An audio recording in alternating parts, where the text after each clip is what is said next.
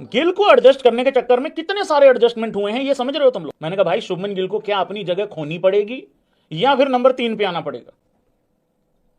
अगर तुम भाई लोग शुभमन गिल का जो इंटेंट है एज ओपनर ओवरऑल, ना सिर्फ आज का, अगर आप लोगों को लगता है कि भाई वो इंटेंट ठीक है, वैसा ही होना चाहिए है, तो भाई वो तो खेल ही रहा है, ओपन कर ही रहा है। मैं ये कह रहा हूं अगर यही वाली जो सेंसेशनल इनिंग है या यही वाला जो आइकॉनिक पारी है, अगर ये नंबर 3 पे आके हो जाए तो ठीक नहीं रहेगा क्या? हालांकि ये वाली सोच तो तुम्हें 3 पे भी ले डूबेगी, जो आज वाली थी 35 में 37 वाली, वो नहीं ठीक हो पाता है।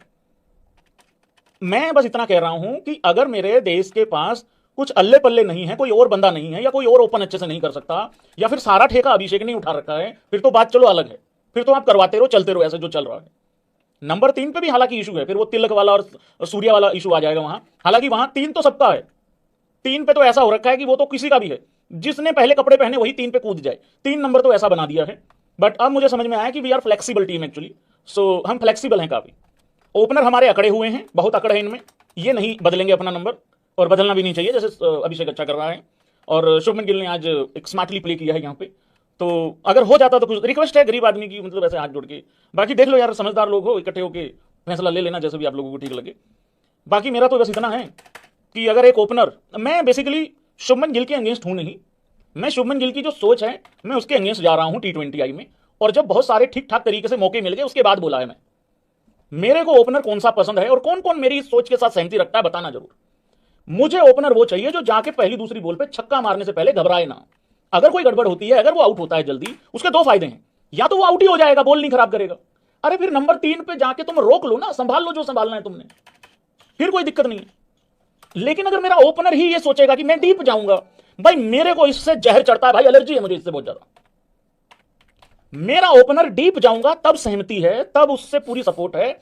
अगर साइड से 3-4 विकेटें जल्दी निकल जाएं, 3 विकेटें निकल जाएं, वो खड़ा इनका बाप विराट कोहली, चेज मास्टर बाप खड़ा सबका, वो वहां वर्ल्ड कप में इसी वजह से रुक गया था कि भाई अब मुझे नंबर 3 वाली पोजीशन पे आना पड़ेगा, मतलब उसके तरीके से खेलना पड़ेगा। वहां 3 विकेटें गिर गई थी जल्दी जल्दी। तो ये प्रॉब्लम है। 2 फायदे हैं इस तरीके के इंटेंट वाले ओपनर के, जैसे अभिषेक है। हालांकि आज भी अभिषेक थोड़ा सा फंस गया था। 2 फायदे हैं, या तो वो आउट ही हो जाएगा, अगर आउट नहीं हुआ सामने वाली टीम को आउट करके ही आएगा यार, वो बाहर कर देगा मैच से। ये इस तरीके की सोच, अगर आज वाले मैच को लेके तुम कह रहे हो कि भाई सब ठीक हो गया, तो फिर भाई तो ठीक है भाई, पर मैं इस तरीके के ओपनर की सोच को सपोर्ट नहीं करता। रोहित शर्मा 2023 से जिस तरीके से खेलने लगा, चाहे कोई भी फॉर्मेट हो, कोई भी फॉर्मेट हो, वो बड़ा तगड़े तरीके से खेलने लगा। लोगों ने बड़े मजाक भी उड़ाए उसके 20-30 रनों का। अरे यार वो जो 30-40 रन देके गया है ना, जाके वर्ल्ड कप की फाइनल की पारी भी देख लो, सेमीफाइनल की पारी भी देख लो 2023 में। वो बंदे ने ना तो ट्रेंट बोल्ट को देखा, ना सेंटनर को देखा, ना उसने आपके हेजलवुड को देखा, ना उसने मिचेल स्टार्क को देखा। वो बंदा आगे बढ़ बढ़ के उछल उछल के मारे उसने। हाँ फाइनल नहीं जीते तो वो सबको बुरा लग रहा है, पर वो जब तक खड़ा था तब तक शेर की तरह दहाड़ा था। तो भाई ओपनर वो होना चाहिए जिससे सामने वाली टीम के बॉलर के पैर कांपे, उसको ये समझ में आए यार ये मार देगा छक्का, ये चौका मार देगा, इसको शर्म नहीं है पहली दूसरी बॉल की। इस तरीके का ओपनर होना चाहिए, इस तरीके का इंटेंट होना चाहिए। ये ऑस्ट्रेलिया की टीम, थकी हारी टीम, इंटरेस्टेड ही नहीं है।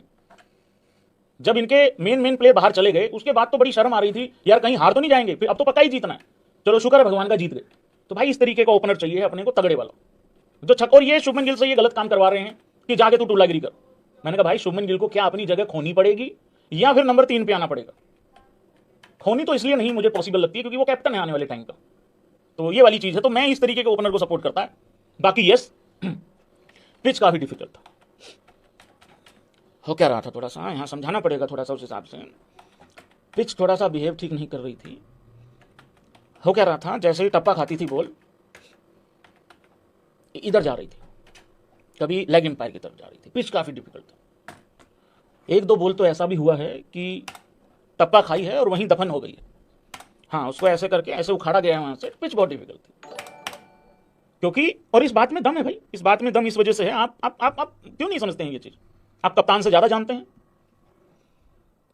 क्योंकि ऑस्ट्रेलिया ने भी बल्लेबाजी बहुत गंदी करी है, बहुत खराब करी है। वो तो 119 पे ऑल आउट हो गए यार। तो पिच तो डिफिकल्ट थी भाई, इसमें तो कोई दो राय नहीं। और अभिषेक शर्मा अगर नहीं चले, और मैं सीरियसली बता रहा हूं, तुम लोगों को मजाक लग रहा होगा, जहां अभिषेक शर्मा ना चले, ना चले मतलब जो उसकी पारी है, स्कोर कार्ड ओपन कर लेता हूं मैं यहां, जो उसकी पारी है अभिषेक की 21 में 28, वो एक्चुअली में स्ट्रगल वाली ही होती है। अभिषेक 20-21 में 40-45 वाला है, लेकिन दिक्कत वहां पे वो हो रही है, जो मैंने ऑलरेडी मिड इनिंग में एक स्टैट दिखाए थे, बड़ा बोरिंग लगेगा तुम लोगों को बार बार वो दिखाते हुए, लेकिन ये डिफिकल्ट पिच हो रही है बार बार, तो ये नहीं होना चाहिए है। मैं कंप्लीटली मान रहा हूं, एग्री कर रहा हूं, और जिसने मेरा दिल से क्रिटिसिज्म देखना है, जो मैंने महसूस किया, इसमें मैं थोड़ा सा पॉजिटिव होने की कोशिश कर रहा हूं कि यार कुछ निकल ही जाए। तो ये काफी टाइम से ये डिफिकल्टी चल रही है, डिफिकल्ट पिच चल रही है, तो मैं उस चीज में एग्री हूं कि हाँ डिफिकल्ट था, बट इस चीज में कोई एग्री नहीं हो रहा है कि इतने टाइम से डिफिकल्ट पिच कैसे हो रही है, वो थोड़ा सा इशू हो रहा है यहाँ पे। बाकी ठीक है, कोई नहीं, जीत गई है इंडिया 2-1 से। आगे हमें जीतना है, सीरीज जीतनी है, बराबरी नहीं करके आनी है, सीरीज जीतनी, टाइम कम है, बस कल का रेस्ट है 7 तारीख का, उसके बाद फिर 8 तारीख को फिर से दोबारा मैच है भाई लोगों। उस तरीके से एक दो चीजें और थी यार, वो मैं कहीं भूल ना जाऊं उस तरीके से। हाँ, अगर आपको लगता है कि इतने पागलपन वाले डिसीजन लेने के बाद भी सब कुछ ठीक है, भाई कल को रोना मत, चिल्लाना मत, चीखना मत कल को। नंबर 1, आपका बैटिंग ऑर्डर आपका फ्लेक्सिबल है। अच्छा, एक चीज और समझना, यहां ऑफिस जाता है, कौन कौन जाता है, यूं करना, कोई स्कूल जाता होगा, कोई ऑफिस जाता होगा। अगर आपका 9 बजे का स्कूल है या 10 बजे का आपका मान लो ऑफिस है, सपोज करो, ऑफिस वालों से बात करता हूं, मान लो आपका 10 बजे का है, कल आपको 11 बजे जाना है, 11 बजे जाना है आपको, परसों आपको जाना है 9:30 बजे सुबह ही, उससे अगले दिन आपको जाना है 1:30 बजे के आसपास। बॉस बुलाएगा, बॉस पूछेगा, हाँ भाई क्या ड्रामेबाजी है तेरी, तुझे समझ में नहीं आता है कब आना ऑफिस, तेरा कोई पक्का टाइम है कि नहीं है, बोलना सर मैं फ्लेक्सिबल हूं। बॉस बोलेगा यार मैं तो टाइम पे आता हूं, मैं तो एक ही टाइम पे, सर आप तो ओपनर हो ना, हाँ आप ओपनर हो, आपको आना पड़ेगा, वी आर फ्लेक्सिबल गाइज। तो आपको देख के फिर बाकी भी आएंगे। जो भट्टा गोल होगा ना उस ऑफिस का, जो बेड़ा गर्क होगा, वो बताने की जरूरत नहीं है। तो ये तो है फ्लेक्सिबिलिटी की सच्चाई। स्कूल वाले भी ऐसे ही करने, एक दिन 2 बजे चले जाना, छुट्टी से आधा घंटे पहले चले जाना, ठीक है, एक सुबह 5 बजे चले जाना, दरवाजे के बाहर खड़े हो जाना, कहना हम तो फ्लेक्सिबल हैं। तो उस तरीके से तो आदमी कल को अगर, जैसे मैं हूं, मैं भी फ्लेक्सिबल हूं, आज 10:15 पे आया हूं रात को, आज के बाद ये नहीं कहना कि मेरे से हो नहीं रहा या मैं सेटल नहीं बैठ रहा, फ्लेक्सिबल हैं हम। अगर तुम्हारी गर्लफ्रेंड तुमको छोड़ के चली जाए 4 साल के बाद, 2 साल के बाद, खबरदार अगर ये बोला तुमने कि ब्रेकअप हो गया, तुमने ये बोलना है भैया वो फ्लेक्सिबल थी, मैं फ्लेक्सिबल नहीं था, मैं वहीं अकड़ा रह गया। अरे जलूस निकल रहा है इस फ्लेक्सिबिलिटी में भाई। संजू सैमसन 2-3 सेंचुरी करके बाहर बैठा हुआ है। ये तो बात मानोगे ना कि भाई गिल के चक्कर में, और इसमें गिल की गलती नहीं है, मैं यहां बता दूं, क्योंकि मुझे लगता है भाई निबियों से डर, और निबियां भाई हो जाती हैं तती, मतलब गुस्से में। गिल की यहां गलती नहीं है, गिल की गलती इसलिए, गलती उनकी है जिन्होंने गिल को यहां फंसाया है लाके। हाँ, गिल की गलती यह है कि अगर एक ओपनर मार रहा है तो भाई तू क्यों नहीं मारता। इसके लिए तो पिछला मैच भी टफेस्ट पिच था। गिल को एडजस्ट करने के चक्कर में कितने सारे एडजस्टमेंट हुए हैं, ये समझ रहे हो तुम लोग। ये बात मैं T20 सीरीज शुरू होने से पहले भी बोल सकता था, मैं वेट करता हूं फिर बोलता हूं भाई। संजू का बेड़ा गर्क हो गया, यस यस करो, बात करनी भाई आप लोगों से। संजू का बेड़ा गर्क हो गया ना, क्योंकि जितेश अपने आप में बहुत सुपीरियर बंदा है और वो मैच खत्म करता है बहुत बढ़िया वाला।